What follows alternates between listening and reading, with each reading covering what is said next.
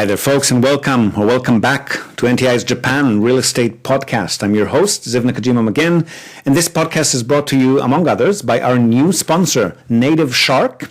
Now, you might recall we had a chat with Nicholas Walker a couple of weeks ago, whose family is in the process of buying their first Japanese real estate property investment. And then on the second part of that episode, we did talk about the platform a bit, and we'll link to that in the show notes. So what Native Shark does is they make learning Japanese really simple. You just show up, you click a button that says Study Now, and the platform will then show you exactly what you need to learn next. Now, I've tried it out myself, and I've also read a lot of the comments that the other students make in the community forums, which is one of the best parts of the platform. So apparently students who use Native Shark every day for 4 to 5 months can complete the equivalent of over 2 years of study at a university. And that's no joke. They teach all of the types of language that you wouldn't normally get in traditional schools or textbooks, etc. Like one of the students wrote, the more he uses the platform, the more he gets compliments from his coworkers about his level of Japanese, and especially on how he uses phrases that no one would expect a non-native speaker to use. So really useful platform. And if you heard about it here on the podcast, you also get a bit of a perk. You can sign up using the URL nativeshark.com/NTI. We'll link to it in this episode's show notes. That's native without an E, so NATIV shark, all one word, .com/NTI. If you use that link to sign up, you'll get a double-length free trial, so 2 weeks instead of the 1 week. And you can sign up for that free trial without having to put in your credit card or anything of that sort. So definitely worth checking out. Okay, so for today's episode, if you've been with us for a while now, you probably recall the episode in which we had a nice long chat with Tom Legge, who's originally from the UK. And when we spoke to him a couple of years ago, he was actually just starting the process of building his own house in Osaka. And he told us about everything that he was up to up until that point. How he and his wife actually realized that they want to build their own home rather than buy an older one and renovate it, and how they also decided to design it by themselves rather than buy one of those, cookie cutter type housing packages that you see so many of in Japan. And then how they decided on which company to use, whether or not to outsource their own architect or designer versus using the one provided by the builder, and so on and so forth. So the house is well and truly built, and they're absolutely loving it. And we've asked Tom to come back on the program and let us know how the rest of the project went. So what sort of unexpected or unplanned deviations they've had from their original plan along the way, how much everything cost, how long it all took, and whether they're happy with the result. Spoiler alert, they definitely are happy with the result. So here it is, our second conversation with Tom Legge about building and then finishing to build your very own Japanese home. Enjoy, and I'll see you again on the other side. Tom, welcome back, man. Great to have you on the show again. It's nice to be back. Good to speak to you. It is. So, we spoke last, I think, in 2000, was it 18 or 19? A lifetime ago anyway. And that was a very long 2 years or so that we all went through, especially you. I mean, not only the pandemic and the new house, which we'll get into in a minute, but you're also a daddy now, aren't you? I am, yes. How's that been working out for you? Well, it's challenging. It's good fun some of the time, not all of the time. You see, on Facebook, you see these people who say that, they've had their child and every second is a blessing. Those people are liars, right? Absolutely. That's just not true at all. Like, great and sometimes it's terrible, but, mostly good fun. And, it's an interesting time, I suppose, because having my son, we had him 3 months after we moved into the house. So my original plan, if you can ever have a plan for these things, is be in the house with just my wife and I for about a year and just have some time to relax and really enjoy it, just the two of us. And I ended up with 3 months, so not quite the year that I was hoping for, but I think it kind of brings about sort of an interesting set of challenges is when you're trying to focus on two really massive things at the same time. Building a house, moving into a new house, getting ready to have a baby, start a family, etc. It's really difficult actually to try and do those two things at the same time. And I think one of the things that's quite interesting is that in our case, you kind of your priorities diverge a little bit. My wife became very, very focused on having a child, and I was still obsessed with the house. So I'd want to talk about the house all the time. She'd want to talk about the child all the time, and it's quite difficult to try and put those two things together sometimes. But it's great, and we're here now, and there's three of us, and it's just a great place to be. So yeah, can't argue with that. And now you got the space for it too. I mean, that's got to be great, right? Being able to start a new family and a new life, really, in a brand new space that's all yours, and not just yours, but also designed by you, right? So exactly what you were envisioning as a family home. Hopefully, we'll get into that in a minute, but that's got to be a great feeling, right? So the last time we spoke, you've taken us through the whole process of first recognizing that you actually need a bigger space, which must have been a pretty quick progression, and then you were looking at older homes that could maybe be renovated into that space, and then you finally realized that it made more sense to simply design and build your own home. And then the entire process itself, or at least the beginning of the process where we hooked up, so of actually pulling that off. So maybe fill us in on how did it all pan out? I mean, I know the house is completed and it looks gorgeous. We'll link to the pics and the blog and the show notes again, but was it completed on time? Did you end up using all of that financial buffer that you set aside for unexpected expenses and so forth? And did you run into any other major hurdles? Could you run us through the rest of the story? Yeah, so I think when we last spoke, I think we just pretty much started the construction from what I remember. But certainly it was fairly early stages. So, I mean, there was a number of things along the way which caused sort of delays, and I think that's going to be expected in any project.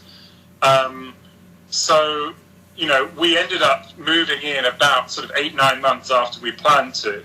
And I think some of that was down to us and changes that we made, and some of it was down to things that were unavoidable, and some of it was down to, a lack of contractors, for example. I think the Olympics had quite a lot to do with that. A lot of the contractors had disappeared off to Tokyo to go and build, stadiums and hotels and stuff like that. So I get the impression that everything sort of slowed down a little bit. But in terms of the sort of the major bumps in the road, they kind of link into the sort of financial buffer that you talked about. And there was a couple of things. One was when there was a big earthquake in Osaka a few years back, and there was a tragic story of a little girl who was killed by a retaining wall which fell down. After that happened, the regulations for retaining walls, and our property has a retaining wall, got much, much stricter.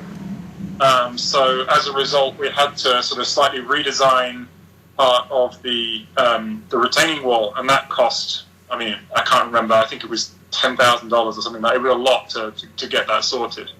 And I think also we were quite lucky. It could have been a lot worse. So that was one thing. And then later on in the process, they did this, what's it called, Swedish sounding or something like that. They did it again to see how things were looking in terms of the land. And we'd always known this is a possibility, but in one and a half corners of the house, there was some areas of land that were just not really strong enough to support, the sort of structure that we wanted to build. So we had to put in steel pilings into the land for the earthquake security, etc., etc. Those are really expensive. I think they were $20,000-$30,000 for that job alone. Wow. Serious engineering and structural work. So. And that kind of thing in Japan is always expensive, and steel's expensive, and that kind of labor is expensive, and machinery is expensive. So we went over a lot on the budget for those elements, but it was not stuff that we thought was impossible. We always thought there was a possibility that we'd have to do that. And we kind of had a principle from the beginning that Japan being what it is, we didn't care. I wouldn't say we didn't care, but we were less concerned about putting money into the land than we were putting money into the house. The house, who knows what the future holds, but we're working on the basis that the house will have no residual value by the time, our son is grown up and we would ever think about moving on. So, it's usually a safe bet in Japan, isn't it? Yeah, I think that's the only way you can look at it, right? That you've got to assume the house is going to be worth nothing. of course, our house is well built. It's, the company's been fantastic. It's built to last, but that doesn't mean to say that people are going to still be prepared to pay for it. Whereas the land should always have value. It's in a reasonable spot on the outskirts of Osaka. Got a wonderful view. It's a decent sized plot, and we got it for a steal because it wasn't really workable. And we had to do quite a lot of alterations and modifications to it just to get it in the stage where we could have this nice house that we have on it now. So I think in that respect, it was easier to think about putting money into the land than it was to put money into the house. Does that make sense? It does. Can I just pause you there and ask, the work that you've had done on the land or the retaining wall and so forth, will that carry over to whoever ends up purchasing the place, or is that something that needs to be redone every decade or what? Well, I think it's a question of whether the regulations stay the same. Regulations around retaining walls are pretty strict, which is why when we rebuilt, or when we built our house, we had to do quite a lot in order to make that safe and stable. And let's be honest, that's the sort of thing that you want to do anyway. If you're going to live somewhere for 30 years. Absolutely. You don't want to be living on, quicksand. You want to be making sure that, when the rains come, as they do, and the typhoons come, you're not staring out the window trying to see if your house is going to fall down the hill or the mountain or whatever. So it was stuff that we were happy to do anyway. I think it's been done to a very high standard. I mean, I'm not a structural engineer, but it makes sense when you look at the plans for what they've done, and the way that they have shored up the retaining wall, built the parking space, concreted everything in. I mean, it's built to last. So I would imagine, unless there's any major, regulation changes, if someone decides to buy our plot of land in 30 years' time and they want to build a brand new house, I would hope that they'd be able to just knock down our house and then build the new one kind of as is, if that makes sense. Yep. But who knows? Japan, the regulations are changing all the time. They could decide that retaining walls have got to go and they've got to be replaced by something else. In which case, whoever has to rebuild would have to do that. But I think it's going to be fine. And then the financial buffer that you mentioned, that was, I think you said up to 20%. Did that actually do it? Did you have to add more on top of that? So as far as the land was concerned, we didn't go over that much by what we thought. We probably went over by 5-10% in terms of the land. On the house side of it, I'm sort of reticent to call it a financial buffer. We sort of made a few upgrades, things that it wasn't so much contingency, it was things that we decided we liked more. For example, we used a hardwood kitchen as opposed to, the boards, the melamine board or whatever it might be for the cabinets. And that was an upgrade, but that was something that we felt that it was worth going into that buffer for. Inside the house, there weren't really any major, requirements to spend money where we didn't want to. A little bit of air conditioning ducting because we have a sort of upside down house, so the living room's upstairs, for example. So there were a few complications and sort of false walls here and there, but I mean, we're not talking anything like even 1% of the total. This would be fractions of that. So most of the decisions that we made in terms of the house were not really sort of things that we had to do. They were things that we wanted to. One area where we did end up using, I suppose, some of that financial buffer was outside the house on the landscaping. Landscaping in Japan is really expensive, but it's quite hard to do yourself if you don't have the tools and if it's, you don't have the equipment. And I think we looked at it sort of on the whole and said, well, we can either buy these tools or rent these tools, learn how to do it ourselves, for example, and then we might do it okay, we might screw it up, and then we have to get a professional to do it. Or we can just get a professional to do it in the beginning, and then we don't have to get the tools and don't have to learn how to use them and don't have to then store them and don't run the risk of, screwing it up. So in that sense, we ended up spending more on the landscaping than perhaps we wanted to. But I think that was the right decision, and especially with a kid on the way. digging tons and tons of earth and doing that would have been a bit of a nightmare. And I'm pretty sure if we hadn't done that, we'd be looking at, no garden, no landscaping, no nothing now, because we just wouldn't have the time. So I suppose in that sense, we used a bit of the financial buffer there. But on that, I think one of the things that we did quite well, and we made tons of mistakes along the way, but one of the things that we did quite well is that we made an Excel spreadsheet of everything we could imagine that we would need to furnish the house.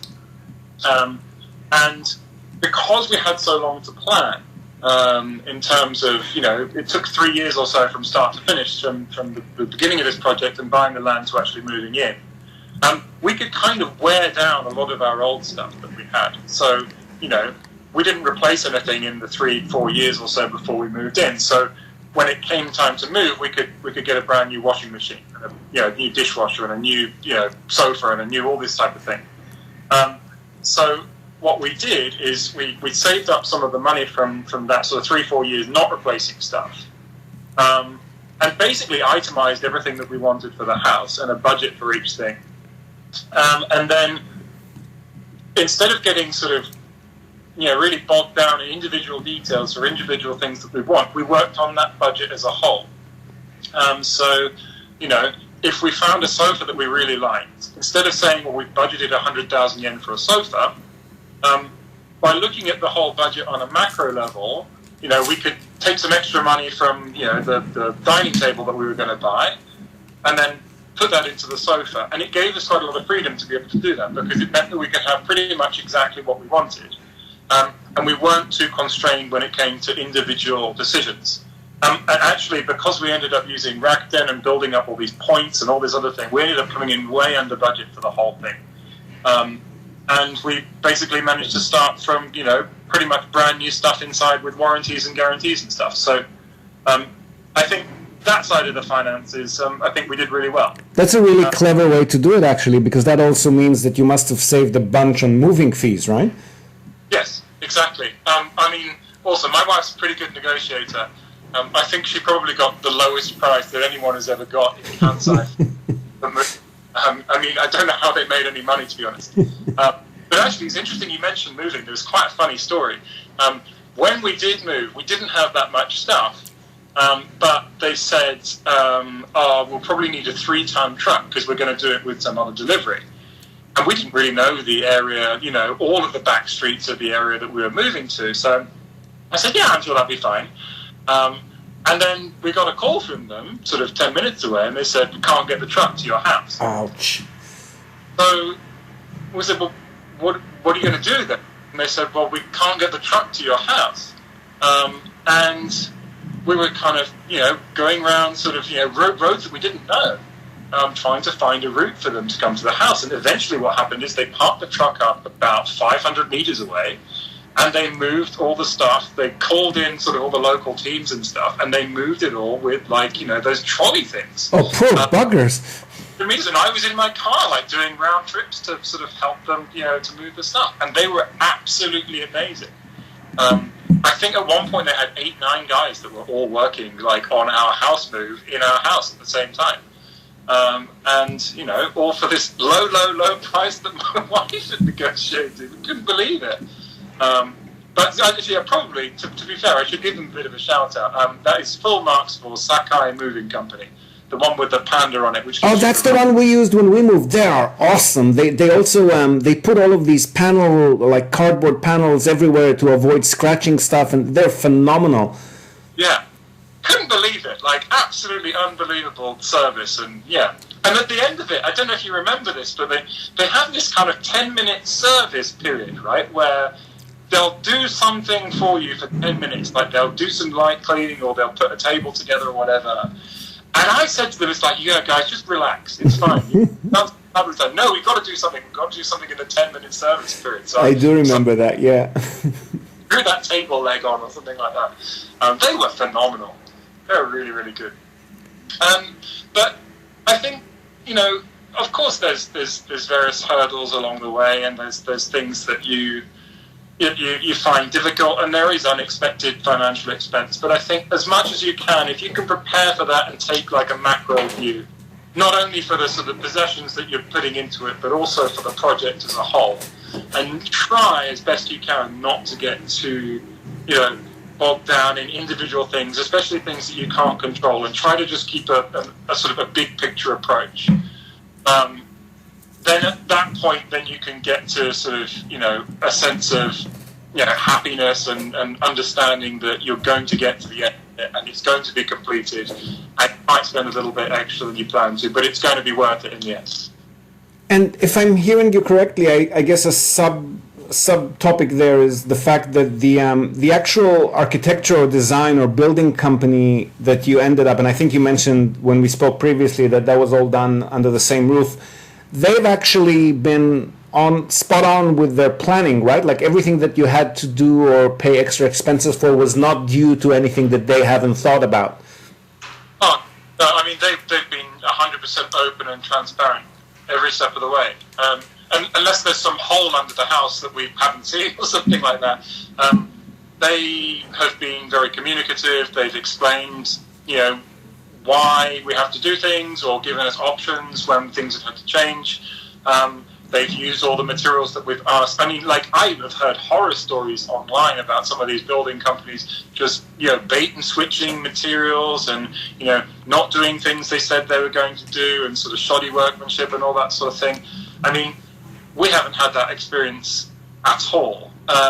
We know where every yen has been spent. Everything has been itemized. Everything has been communicated. We've seen what they've done. And I guess part of that is the fact that, I think they're just very professional in the first place, but also, I can walk to their offices in 5 minutes. They're in our town, right? So if there's any problems, then they're there, and it's their local reputation. I mean, obviously, they don't want to go and build houses the other side of the prefecture. They'd much rather build them on their doorstep, right? Because it's so much easier. So I think by going local,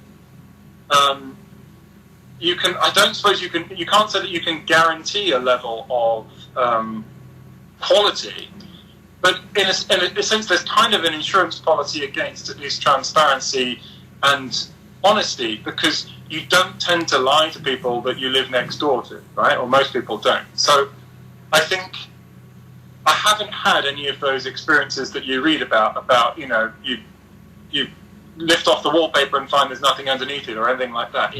We've had transparency from day one and open communication from day one. So that's not a situation that I'm really familiar with. So maybe we were just lucky, but I would like to think that that's the norm, but maybe it's not. That's great, and feel free to also give them a shout out by name if you want. I'm sure there are other people who wouldn't mind working with a company like that. Oh, absolutely! Yeah, I'll send you the link, and you can put it in the thing below the recording or something like that. It's not a problem. That's brilliant. And then, what was the handoff process like at the end of it? Like once it's all done, is there any sort of do they accompany you throughout a certain period? Do they obviously they provide some sort of warranty on stuff? But what was the handoff like? So it was really interesting. We obviously our stuff came separately and we drove over, and I remember sitting in almost silence in the car as we went over. Like it's that sort of level of excitement because it's something you've been building up to and building up to and building up to.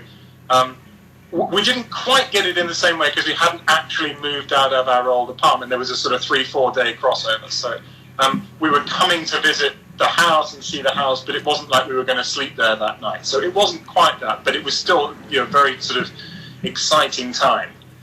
And when we got there, they were still actually finishing up some of the stuff outside, which was interesting. But that's the way it goes. It's sort of very last minute, and they said, "Oh, we'll get this finished this week." So that was the first impression we had. And then when we came up into the house, and they took us upstairs, and they went through this massive pile of documents and sets of keys, and explained to us how things worked and how the air conditioner worked and all that sort of thing. And we got to light the first fire in the wood burning stove to see how that worked. And, they talked us through everything, explained a few things about what we needed to do, and then they gave us the paperwork that we had to in-can, and then we could go and make the final payment. And then that was it. We were left to ourselves in the house for the first time. And we just sort of wandered around a bit and opened a few cupboards. And then went up onto the roof, had a look at the view, walked around the outside a bit, couldn't go on the grass because it was still grassy, and then said, all right, and then went back to our apartment. And then, a few days later, obviously we came back to move everything in, and then it sort of progressed from there. But it's amazing, it was this sort of, I wouldn't say it was an anticlimax, because it wasn't, but we were so excited and so ready to go there, and then we got to the house, did a bit of paperwork, wandered around for a bit, took a few photos, and then went back to our apartment. So it was kind of an interesting experience, I guess. It wasn't quite what I expected. We expected this sort of big ceremony and, bottle of champagne smashed against the side of the house. And, you know what I mean, right? And it wasn't really like that. It was sort of very quiet and very restrained and a few bits of paperwork, and then that was it. We were left to our own devices. And, yeah, an odd experience, but a good one. And that there's got to be that sense of fulfillment or relief just knowing that it's all behind you, isn't there? I mean, I remember last time we spoke, you said there wasn't a day that goes by when you're not thinking about the project. So what do you do with all of that? I don't want to call it dead time, but all of that brain silence now, or does the fact that you own a new home now come with its own set of things to think about? I kind of miss it, actually. I miss thinking about the house all the time and the planning. I don't know. I think with a almost 1-year-old, there's not a lot of free time, to be honest.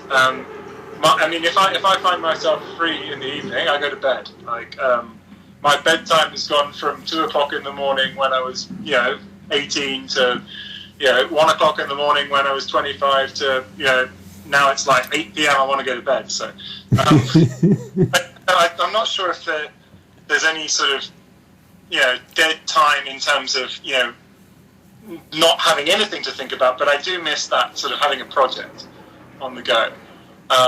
Little ones are hard work, but it's kind of the same every day. I'm pretty much the same every day. Whereas there was something different every day, and I do miss that. I don't feel the sense of relief at having finished it. I love living here, and yes, there are other things that you have to think about. But again, that's one of the benefits of building a home from scratch, is that you don't get the maintenance issues, you don't get the boiler breaking, you don't get the needing to replace stuff and repaint stuff, at least immediately. So it's nice not to have to worry about those things, and it's nice to have all of the new stuff you've got is in warranty, and if it breaks then you call up a number and they'll send a replacement van.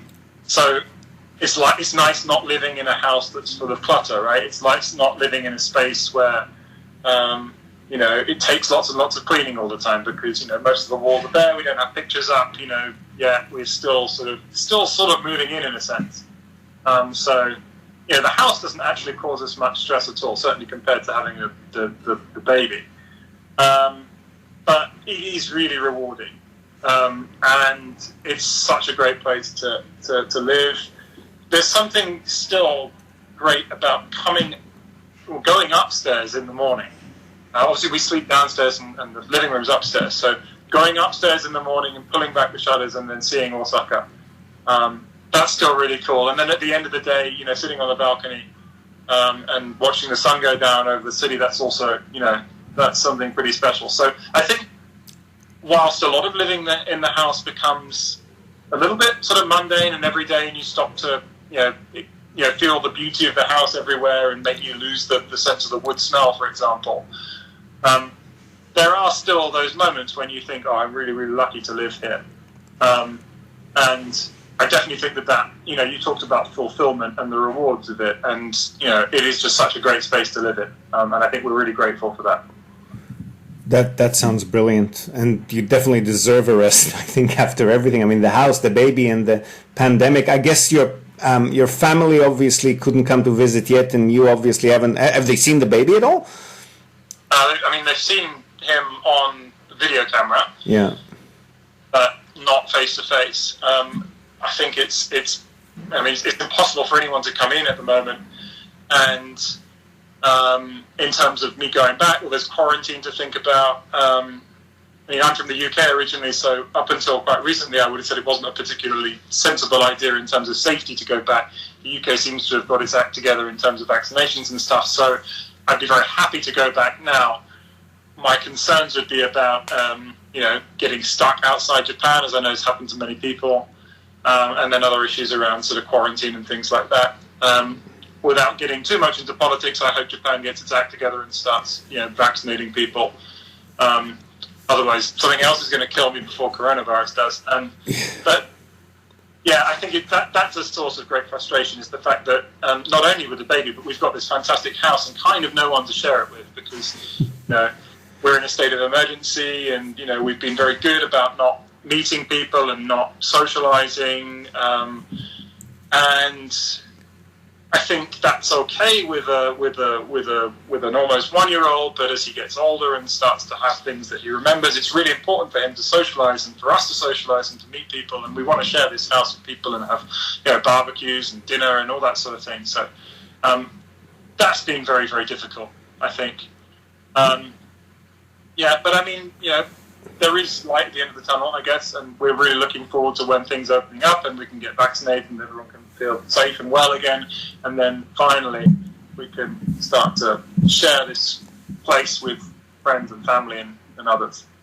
Yeah, I'll drink to that. I mean, we moved just as my son turned 11, and we went straight into a new school, and then right 2 weeks after that, the pandemic hit, and he basically can't go to friends' houses and they can come to his house, and that's really hard to make new friends in a new neighborhood in that sort of situation. So I really hope by the time your sons start socializing, it'll definitely be behind us, or at least we'll find ways to work around it. All right. Well, look, thanks again for coming on the show to give us the update, Tom. I think, like our first talk, it's a real eye-opener for many people who are considering or are just starting the process of doing what you did. So it's really, really appreciated.